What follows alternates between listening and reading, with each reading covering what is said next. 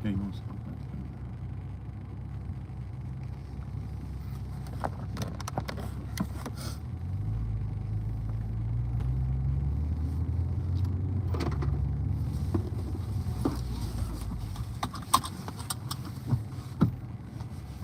All right, shalom, shalom. First and foremost, we'd like to give all praise, honor, and glory to you. Hawa Ba'Shem, Yahushua, Ba'Shem, Rakakwadash.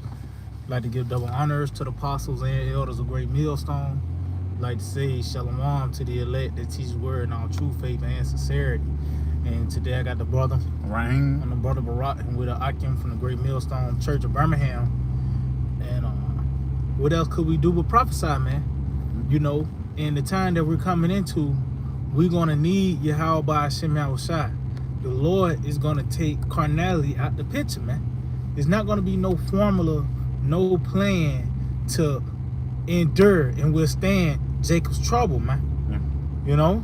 You got some? You want to start off? Yes, get that Psalm 33. Mm-hmm. And I think start at like 16, I believe. This is the book of Psalms 33 and verse 16.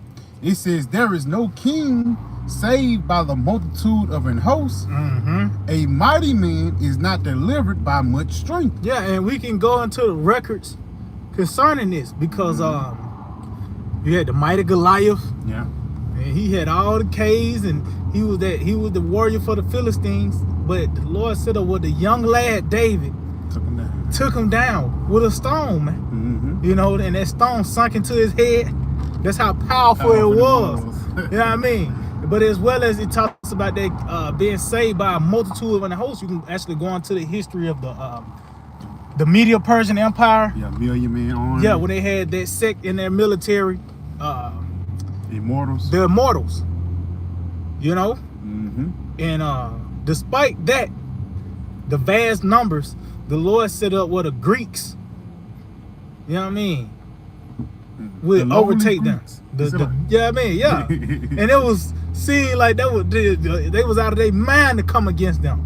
But it was in the plans of Yahweh Ba'Shem Yahushua to take place. So despite your numbers or whatever you perceive to have as power, it is to no avail if the Lord don't want it for you to prosper. Yeah.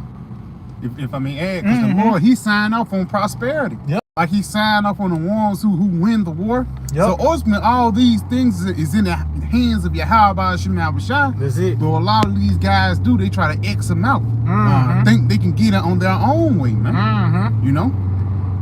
Yeah, keep going.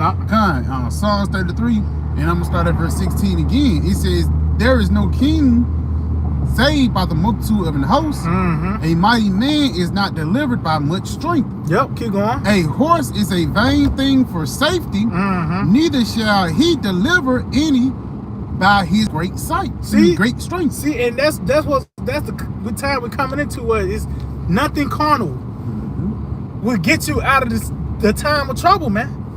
Just like in the time of Noah, that work of the ark, that was under divine instructions, man, to able to withstand that that plague, which was the flood, man. You know, it got to the point where it talks about how the waters exceeded the mountains, man. So it had to be built in a certain way to withstand. But the instructions came from a higher power, man. Just going back, and nothing in this realm would deliver us in the times that we're in, man. Is it? Even starting with this truth, that's part of the deliverance. This is part of the salvation right here. Us being delivered, you know, from the advances of this devil, you know, in our minds, man. Got something for you real quick. It's Psalms 108, and I'm going to start at verse 12. It says, give us help from trouble, for vain is the help of man. And just going back to what you were saying, carnality is going to be thrown out the window. The beans and rice or whatever you got stocked up. Hey, again, if the Lord didn't sign up off on it, then ultimately it's in vain, man. You know? You got it, though. Go to Psalm 51 since you said that. I mean, not Psalm 51. Ecclesiastes, Sirach 51. I got you. Just going back, you said that man is a vain thing for safety. Also, what's that curse? Did he that trusted in man? I got that. Get that real quick first. I think that's Jeremiah 17. Yeah, Yep. This is the book of Jeremiah 17, so like Jeremiah 17 and verse 5. And it reads, thus saith the Lord, Yahweh Shai, cursed be the man that trusteth in man, and that maketh flesh his arm. See, so yeah, cursed be you trust in man, which is carnality, ultimately, man. That's what it is. And the results of you trusting in carnality is death, man. At the end of the day, it talks about even a carnal mind is enmity with the Most High. Is to be carnally minded is death.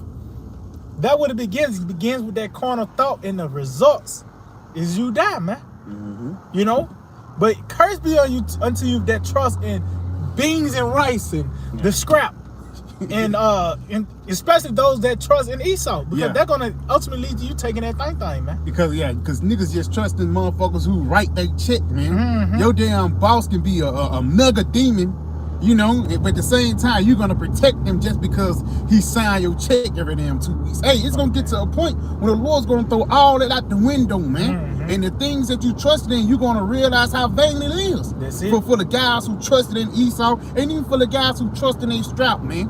You're gonna be in the middle of a damn shootout, and the Lord gonna make it jam up. That's it. And you're gonna have a realization moment. Damn, I should have trusted in the Lord instead, man. Yeah, that's you know how many niggas died because of that? Yeah. Niggas died from guns jamming up and reloading. That's when the point the nigga do die. When he get caught up trying to reload.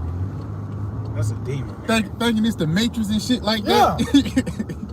You know, and even when going back to the scripture, it says it make a flesh his arm. So that's what you're making, basically your salvation. Instead of making Yahweh Shai your salvation, you make carnality your salvation, man. You know?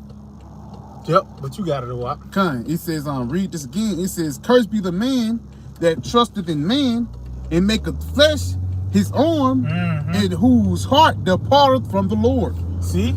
And that's what that do. You not focusing on your Yahweh. You're not leaning upon the Holy One of Israel in truth, man.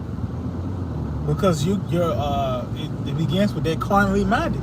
So that's what your energy gonna go to. And that's what you're gonna go to when you look for relief and that way out. Carnality, things of this realm, you know. But you can go to that Sirach 51 example. How it start off? They compare on every side to secure. What the verse 4 say? This the from the choking of the fire on every side. Verse 5. This Sirach 51 and 5. From the depth of the belly of hell, from the unclean tongue, and from lying words, by accusation to the king, from an unrighteous tongue, my soul drew even unto death, my life was even near to hell beneath. And it's gonna have to take Yahweh Shema try to get us out of this situation. From the depths of the belly of hell, from the lying tongue, everything is against you here, man. That's it. You know, it's gonna have to take divine intervention to escape. You know, from the point of from something as subtle as Christmas. That took divine intervention for us to escape that. That's it. Yahweh Shema Shai did that, man. You know, and it's going to take it a step further by the Lord's going to take it a step further by causing us to escape during the times of trouble, man. See, we ain't done escaping yet. You know, this that the beginning stages of, you know, dealing with the philosophies and the ideologies of the strange woman. But it's going to actually go into when Esau come down with great wrath, and all these things are going to be set up to for you to he was trying to entice you to sin by taking that charagma. You know, Yeah, pressure from above, pressure from below. beneath. Yep, that's it. Or the APKO. And basically putting you in a sense of desperation, man. Yep. Because Esau knows the term on desperate time calls for desperate measures, man. And he's in a desperate state. That's why he's finna get ready to push forth these this draconian way of life, man. Yep. For the lack of better words, man. You know? You gotta know what. Yeah, keep going, bro. Because Sirach 51 and 7, they could pass me on every side. Yep. And there was no man to help me. Yep. I looked for the succor of man, but there was none. So the aid of man, which is these carnal things, beans and rice. You got you know, these doomsday preppers, and the guy with this nigga got an automatic pump now. Yeah. With a beam on it. Despite his income tax on it. Yeah. $3,700 for just the accessories. But that's a secure man. The aid of man is not gonna help, man. Is it?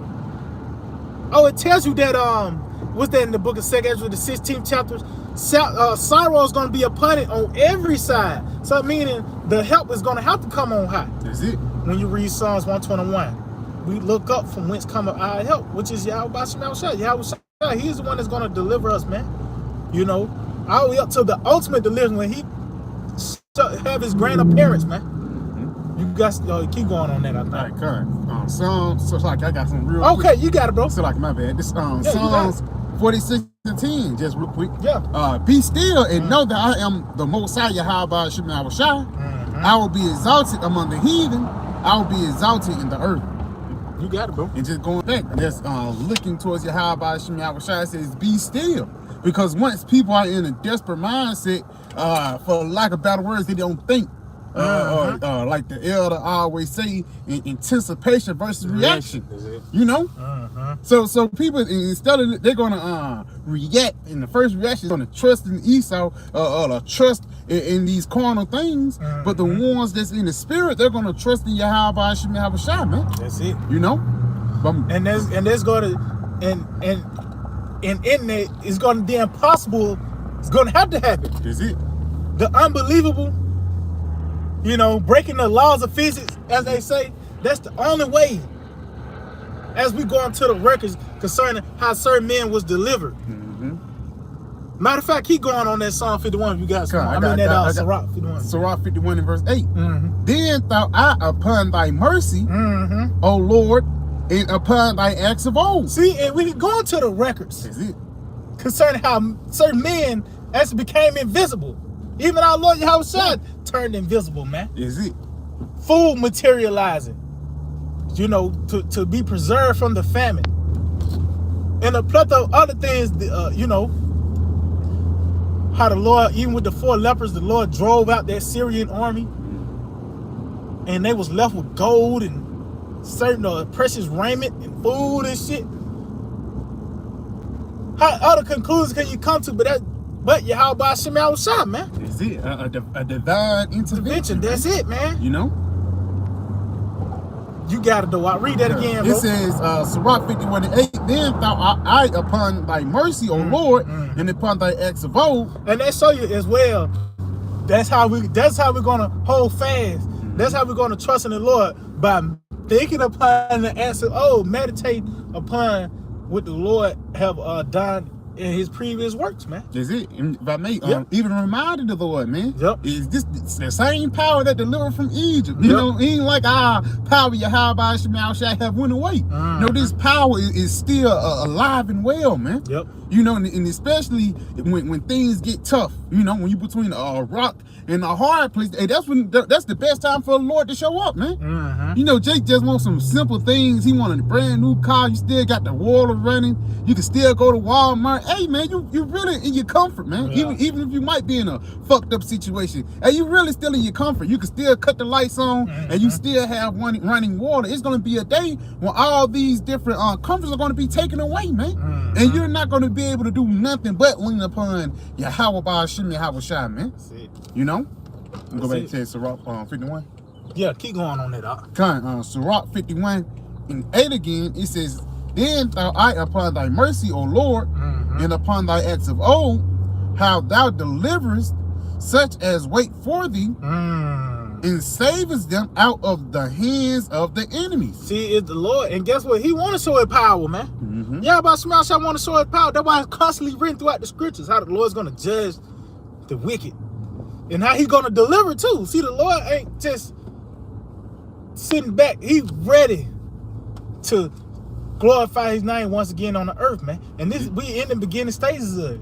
Just us proclaiming, you know, the mighty works of the Lord, us waking up. This is all part of the glorification of Yahweh Shemel Shai. You know, so the Lord is showing his power, but it's going to only increase, man. You know? You got it out. It says, then I lifted, then lifted I up my supplications from the earth, and prayed from deliverance from death.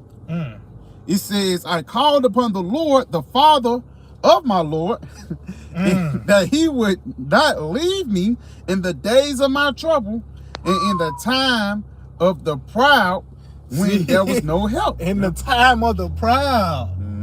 Concerning the time of Edom. See, this is when the Lord is, this is the time where the Lord, like he had got his...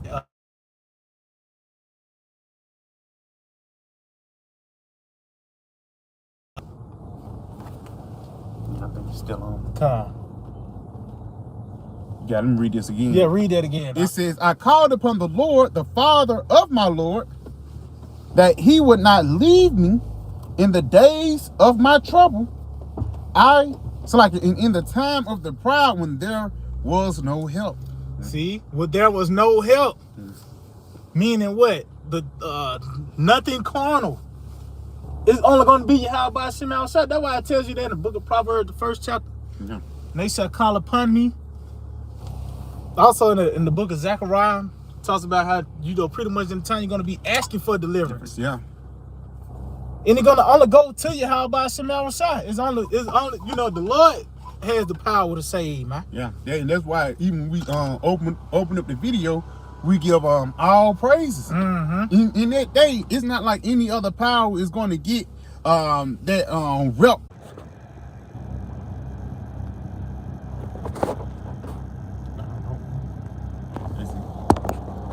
Come on, read that precept up. Come, this Psalms 121:1. It says, I will lift up mine eyes unto the hills, from whence cometh my help.